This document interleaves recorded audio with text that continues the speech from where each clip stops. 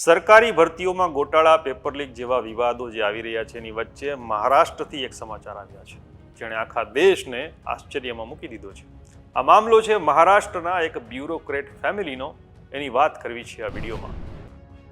નમસ્કાર, vibes of ઇન્ડિયામાં આપનું સ્વાગત છે. બનાવટી દસ્તાવેજો બતાવીને કોઈ આઈએએસ ટ્રેની બની શકે, પણ મહારાષ્ટ્રના પૂર્વ સિવિલ સર્વન્ટ છે એની દીકરી પૂજા ખેડકરે તો ભાઈ આ કામ કરી બતાવ્યું છે.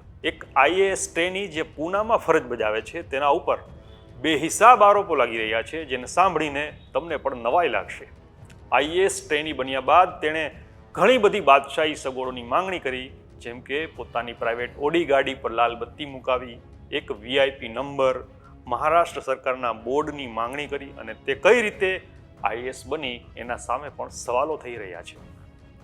પૂજાએ યુપીએસસીને કહ્યું કે તેને એકથી વધુ ખોડખા પણ છે, જેનાથી તેને ખાસ અનામતનો લાભ છે મળ્યો. પણ આવા ઉમેદવારના સિલેક્શન બાદ તેણે કેટલાક મેડિકલ ટેસ્ટ આપવાના થાય છે તેમની ખોડખા પણ જે હોય છે એની ખરાઈ કરવા માટે. પણ પૂજા ખેડકરને 6 વખત મેડિકલ ટેસ્ટ માટે બોલાવવામાં આવી, પણ તે એકવાર પણ ત્યાં ગઈ નહીં.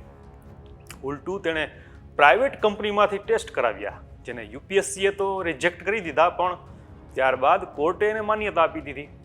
પૂજાએ યુપીએસસીને એમ પણ કહેલું કે તે ઓબીસીના નોન ક્રિમિલેયરમાંથી આવે છે, એટલે કે તેના પરિવાર પાસે વધુ પૈસા નથી અને એ કારણે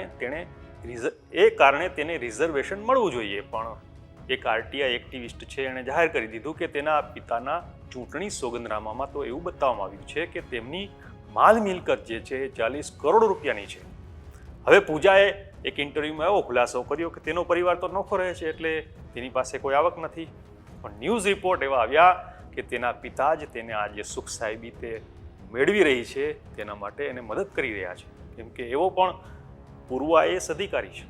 હવે આ મામલો વિવાદમાં આવતા કેન્દ્ર સરકારે તપાસ તો ચાલુ કરી દીધી, પણ આવા જે અહેવાલો છે એ સિસ્ટમ સામે નાગરિકોનો ભરોસો છે એ તોડી નાખે છે.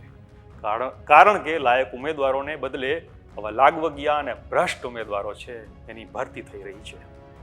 આ વિશે તમારું શું માનવું છે? અમને કોમેન્ટ કરીને જણાવજો. આપણે મળતા રહીશું વાઇબ્સ ઓફ ઇન્ડિયા પર.